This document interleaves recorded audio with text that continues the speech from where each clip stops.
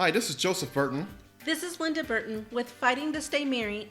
Today's topic is going to be about pressuring someone to go to that next level, meaning either engagement or marriage. Wow.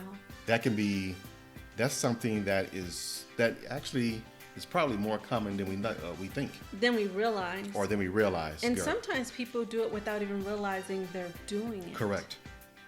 Ultimatums. Yes. So we're talking about when the girl give the guy hints that she wants to get married. Like, ooh, I'm starting to look at wedding bands and start pointing out, or this is the one. Or start already buying magazines showing you, oh, wouldn't this be a nice wedding dress? And he's not even thinking about marriage. Yes. But it also worked the other way as well. Sometimes the guy is ready before the girl, and she's scared to say no. From experience, there's times that you say yes, and then you think about it and realize, no, I'm not ready. And or the person will have to come back and say, you know what, we're not really ready for marriage. Let's date a little bit longer, and then it's up to the other person to say, okay, let's work this out, or no, we need to separate. Let's move into other relationships. But it's better than getting married when you're not ready. Yeah, and especially knowing the signs too, because you don't want to, pop the question in a public setting, and then that person either will have to say yes, so they won't embarrass you, or say no. Yeah. And I saw some videos that the guy is starting to propose, and the girl is shaking her head no, like don't stop. Like she's showing all her body language, and some of them actually say no, don't, and he still does it. And he still does it. He doesn't pick up because he's in his moment. Right. And then they get pressured from the crowd of saying yes. Come on, say yes, and that's not healthy. You don't want to be, so be very careful about pressuring the other into marriage, especially when they're not ready. Because it takes time, like we always say in our other episodes, it takes a little time to get to know a person. So you have to spend enough time together. And I think they'll know signs, right? If you're paying attention enough. You'll get warning signs. There's times I was in a relationship and had to turn it down later of being engaged, and it's awkward and it's hard, but it's the best thing you can do for both parties, because you don't want to get into something and then regret it. Something that serious, that important with your life.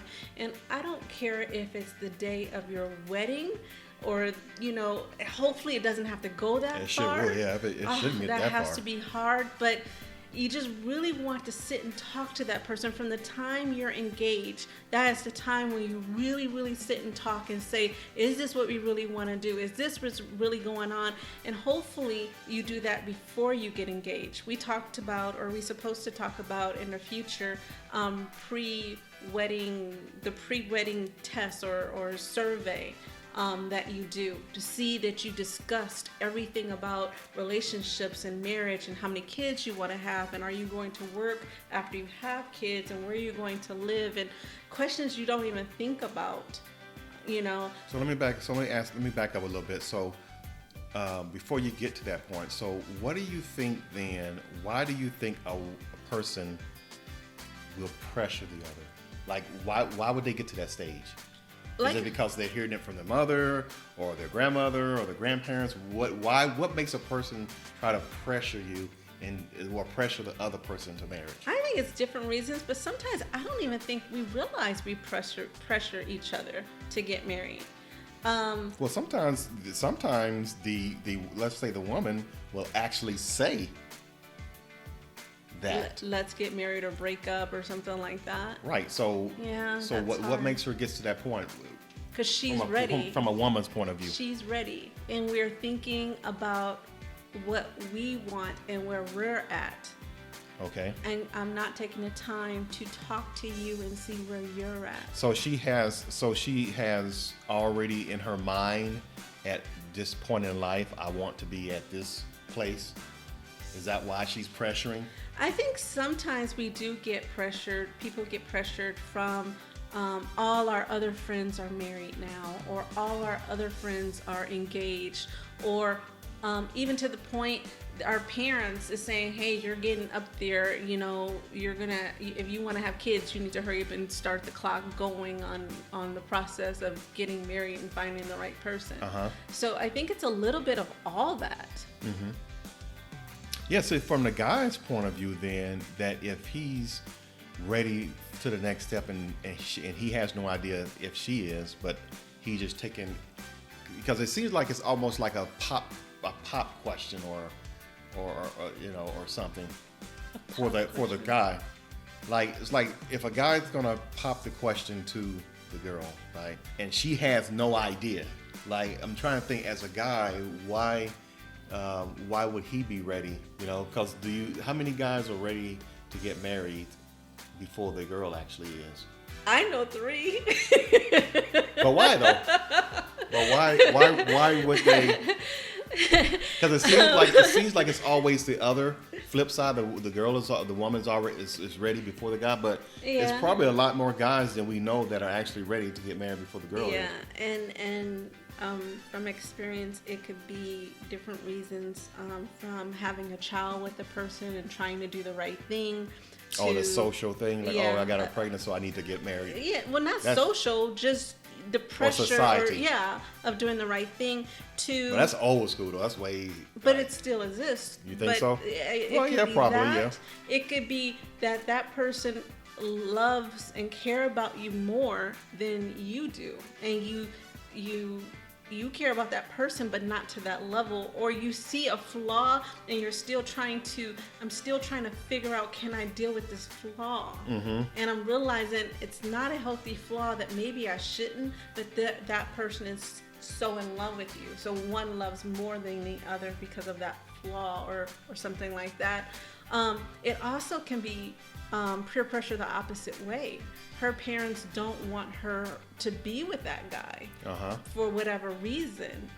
He's not healthy, as in he's violent or something like that, or he needs to handle his addiction or different things like that first. Or maybe he's not mature enough. Yes. It doesn't have to always be those taboos. Yes. Maybe he's not mature enough or something. Right. Or he says he's ready, but he's still are looking at other women. What about that? You asking me? Yeah. You brought it up. It's like he's trying to do the right thing by the pressure of what's going on, but you can tell he's not even ready. He's not ready to be seen from the he's right. So. Well, I mean, it just, I don't know. So peer pressure into marriage is not a good thing, So be careful of that you're not pressuring someone into a marriage, because you don't want to do it and then 6 months later or a year later you end up divorced anyway. And just because your foundation is wrong. Just because you say yes at that moment, you can, in a good, healthy conversation, let the person know, I said yes, but we need to talk this through, or we need to work on this first, or I really see marrying you, but we need to handle these issues first, or get these things together first, or date for 2 years before we get to that level. So there's different ways you can do it. And the relationship might move. The relationship may come to an end too. Yes. Because the person is not. I wasn't thinking about marriage. Right. And you're like, okay, because you have that point too. So anyway, basically, it boils down to making sure you discuss it. Yes. If a person wants, if you feel like you're ready for marriage and you bring it up, now you got to have the possibility of being disappointed because the other person doesn't feel that way. And that's why I think in a relationship. That's why I think it's really important to take those premarital questionnaires. What happens if you don't want kids and I do? Yeah, but that's when you both have the mindset of that you want to get married. We're talking about peer pressure first, okay? And then we get to that point, because if that premarital stuff is you both on the same page. Well, I think even pressure too of wanting to have kids and the other person really don't, and they nag the person so much that they give in, and then they're not really want to be part of the kid's life. And they even said it, hey, I told you I didn't want one. I did it for you, and you said you're going to take care of that one. We see things like that too, and it's like, why are you not involved with the child? And now you got a whole nother issue at hand with another body, another person, another life that's in the middle of the mess that could have been discussed or taken care of years ago that should have never been involved in this. So be ready to, I mean, like I said, I mean, this is a sad thing, but be ready for that relationship to come to an end, or maybe you need to end the relationship because we both need to be on the same page before you start talking about marriage. Because if that person, so if you're ready to get married and the other person is not, what are you willing to do then with yourself? Are you willing to wait for them to catch up or possibly catch up? Maybe they never will catch up, right? Yeah. So you got to be ready to have a conversation, and how much time are you willing? And yeah, like you said, hopefully children are not involved yet. And it's better to get hurt now than go through the whole process of marrying someone and all that, being hurt and have so much more stuff involved in it. So even if you have that doubt, then hold off on it. So communicate is best. I mean, that's the key. Communication, being open to your feelings and being open to the other person's feelings as well. Right. We hear people that they were engaged for 2 years. It's because they're still trying to figure it out. They want to be together, but they need to work through some process. So they're staying committed to each other to work through that process, but they're not going to rush to that next level. Okay. So peer pressure, yeah. I mean, peer pressure is I mean, you feel peer pressure by, I mean, just think about all the time you got peer pressured growing up. Yeah. It can cause you to move and do things that you don't want to do. Now, there's one thing that... How do you get out of it? There's one thing I had heard somebody say. Remember, the person said she thinks long term. She thinks the end, not now. A lot of people think, oh, if it doesn't work out, we can just get a divorce. Divorce is a lot of work and mess and stuff that in it. And she goes, no, she thinks in terms of on their celebrating their 50th anniversary together. Mm-hmm. She's thinking long term, and I think she's also planning it. Right. She's thinking when I say yes, I will marry you, I'm picturing I'm going to be with you. We're going to be together on our 50th anniversary if it's God's will, or if that's a health reason. I mean, health and God's plan that we have good health to live that long to celebrate our 50th anniversary. Well, I mean, some people do take the time to really actually plan it out and go slow with it, right? And being able to ward off the peer pressure. I'm not going to get married because you're pressuring me to, or not your boyfriend or girlfriend or whatever. It's just, like a mom or a dad or in-law, not in-law, but somebody else out there. So they're taking their time because they know what they want, right? But you hit one key thing. There's some people that's dating, and the opposite parents would say, oh, you can call me mom now. You can call me mom, and I'll call you daughter. Do you know that pressure right there of building that bond of calling, of her calling you daughter, and you don't really know if you really want to be with this guy? Right. Well, it's like you're breaking up with him, and you're breaking up with his parents or his brothers and sisters. Well, just don't ever call her. Just don't ever call her mom. So you know what I mean. And then the other thing happens is talking about the different generations. Our generation, there was not a big divorce rate, and I'm sorry, our parents' generation was not a big divorce rate.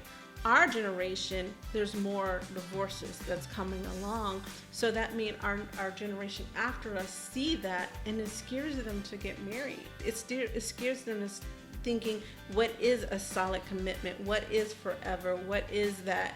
They don't see it as often anymore. What I see from that too is it could be a blessing in disguise too, because it'll make them think and slow down instead of rushing into it, right?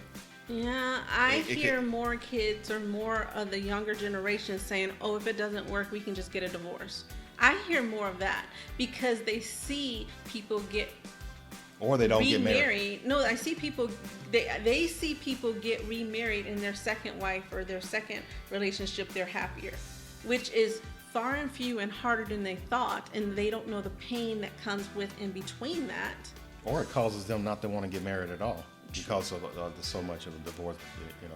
Because they saw the pain that came between. Well, that. you're right. Well, they saw the pain, but they can just see other people.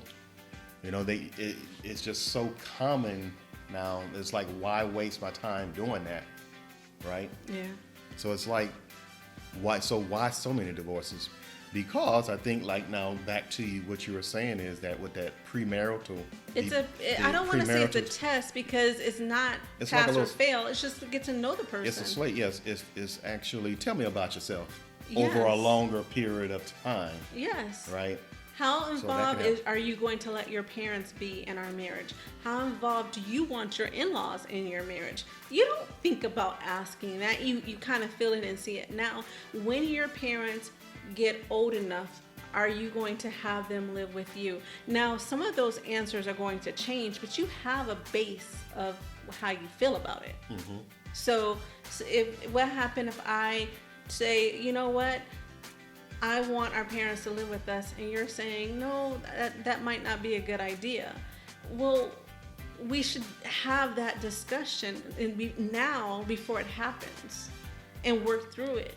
Because the thing is, when you're in that time frame and you have that pressure, you don't think the same when everything is calm and easy. Yeah. So you have to have those, and I know we had discussions on that about raising our kids. If they ever do something bad, what are we agreeing on? What's going to happen? What is the punishment? What are we going to do? And we had to stick to that, and it was hard, but we already discussed what we're going to do, and it made us stay together and solid instead of pulling apart, saying, no, I want this and you want and you don't want that. So it was healthy for us to discuss those things ahead of time. Yeah, having some kind of plan, it always works out.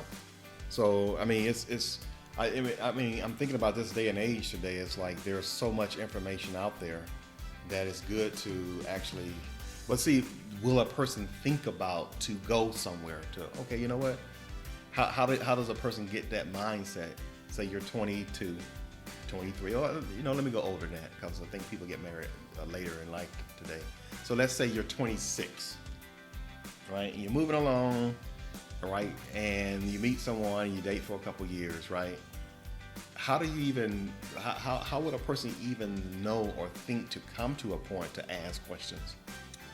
That's why I think it's really important to take the test. And we have it available. I do the test with couples. I send them an email and they both take it in on their own, and I can send them the results back. And if they want to meet and talk, I'm able to do that with them.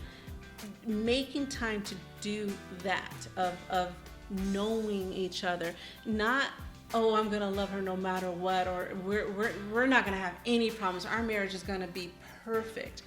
You have to get out of that love stage and face reality. Things are going to happen. If a person is not even thinking that way, That's the hard no, part. yeah, like they're not even not to saying that they don't want to, but to get their mind to. They can't go there. So that's why we're doing these podcasts to try to get this out there, so to put these things in people's heads, because it's just like the same way you put into your kid's head about going to college, right? Yeah. They're in elementary school, or you know what I mean, in middle school. You're already putting college in their mind. But the hard part is So- we don't think like that. Like when we gotta start first got early. married, I never thought in my mind I would do anything to hurt you. That was never, I never thought, oh, I'm going to do this and hurt him. Never thought in my mind. And I never thought you would do something to hurt me. That's just like, wow, I can't see ever hurting him like that. You know, and of course it happens, but you're so in love and you're so wrapped up in the emotions that you don't see, you have blind spots. And I think it takes people that have been married, listening to like this broadcast, taking a premarital test, actually talking to a pastor, someone that's going to marry you, and work out those things and figure out where is your blind spots. Admit that you have some. So basically then, what I hear you saying then, it's up to the older generation to make it a point to sit down with the younger people and talk to them about things. Yes. Not right when they are about to get married, or No. oh, I just asked my girlfriend to marry me. Oh, okay, let me talk to you about a few things.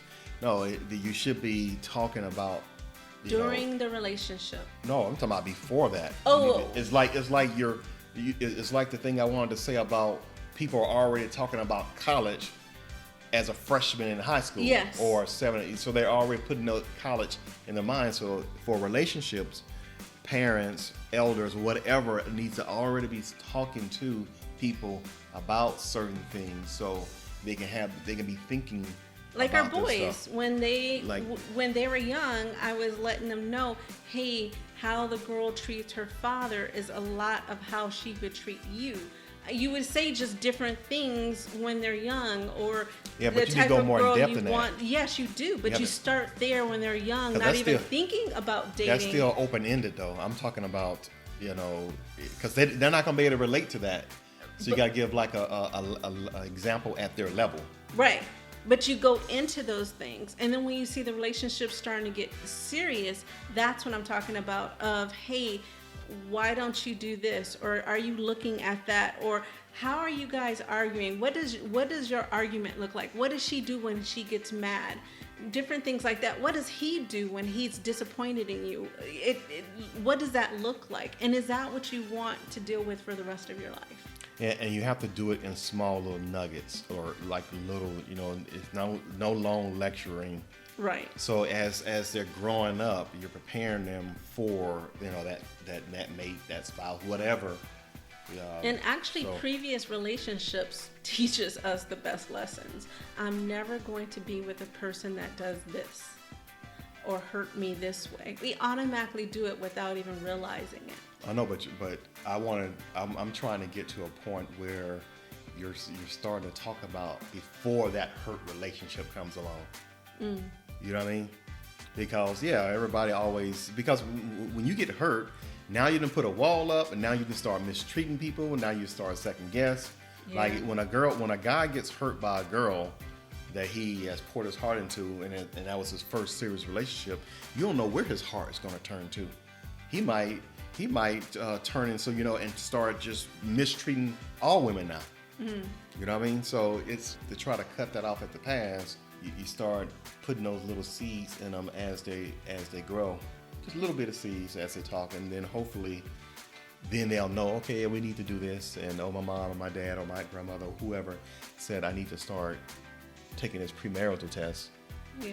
And one other thing, do you remember growing up? I remember the older parents had a big uproar because they got rid of the blood work. You used to have to take blood tests before you get your marriage license. Really? And it was an uproar. This was like, I don't remember, I would say in the 80s. Mm-hmm. I might be off, but I want to say in the 80s. It was a big thing that parents and all the adults were saying, no, you need to know what you're getting into before you marry this person. Because the blood work would tell you if you have any kind of disease, if you have, just anything going on, that long-term health problems that when you say for better and worse, sickness and health, you have more of an idea what does that really look like.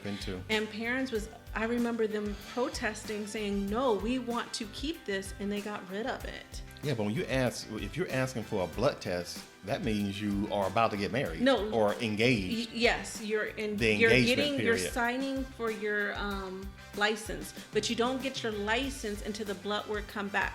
Your marriage I think license? You request it. You talking about your marriage license? Yes, you request your marriage license, then you have to do the blood work, and you don't get it until Once you get your blood work back, then you go back and get the signature to get your license or something like that. That seems a little harsh because it's like your heart is already in this relationship. So how do you gonna back out then? But remember, some people are not really totally in, so that might be their back out. Or it kind of wakes you up saying, do I really want to be with this person with this issue for the rest of my life? It's kind of an eye-opener of what's going on. So that's why they had a problem with it. So if I were to like run this through, so okay, let's say it's the blood work is here today.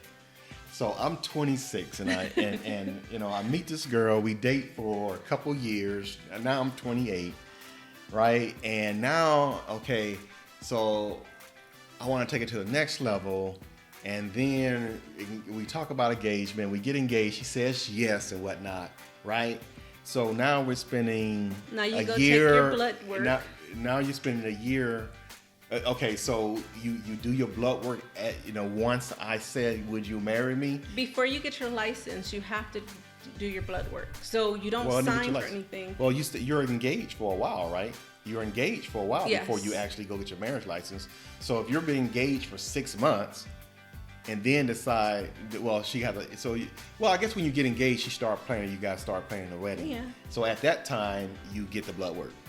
And then your blood work comes back and you're like, oh man, she got this problem and this problem. She got high cancer. Then, now I suppose I'm not wanting to, marry her. But that's an eye opener, don't you think? Like, this is what I'm really getting into. Wow, this is what I'm committing to. So how many people are going to cancel that? So I guess people won't cancel the engagement or the marriage then, even if they find out all that horrible stuff. You know what? Well, I don't know exactly what blood work it does. So I can't say if can she have children or he has I don't know what disease it is. Uh-huh. But what happened if you find out and you're like, I don't want to carry this on to my kids. So I still want to marry you, but I don't want to have any kids. And that's a breaker for her.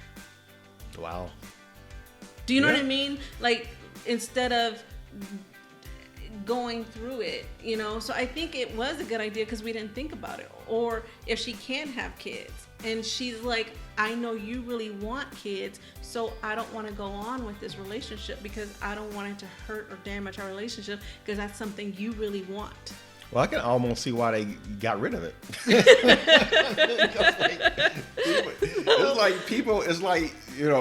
got to get rid of this because ain't nobody getting married. You have to look it up. It's in the 80s the marriage, when it was there. So the marriage done dropped by 67%. That's why they did it. It's like, wait a minute, man. We ain't had nobody booking wedding halls. Ain't nobody coming and baking no wedding cakes. That's probably the businesses probably suffered. That's probably why they got rid of it. How easy it is to get married. It's easier to get married than it is to get a divorce.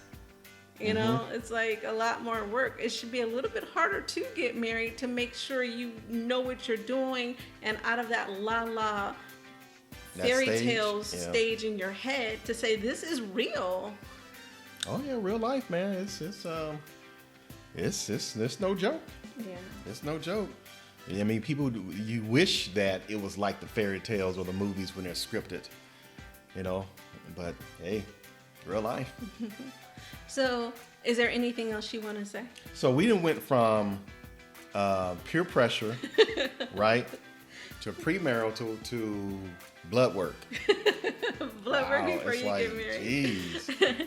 Well, I mean, it's they said to death do your part, so it's a marathon. Yeah. And when you're running a marathon, you got those checkpoints. But if you think about it too, marriage is so many different topics you can talk on just about that. So open a line of communication. Basically, it goes back to every point in business, where you're in business, where you're in relationships, where you're a teacher, student. It's basically open your mouth and start talking about stuff. Yeah. Basically, and the other part about that too is open your ears and listen. And it's okay to wait to get married.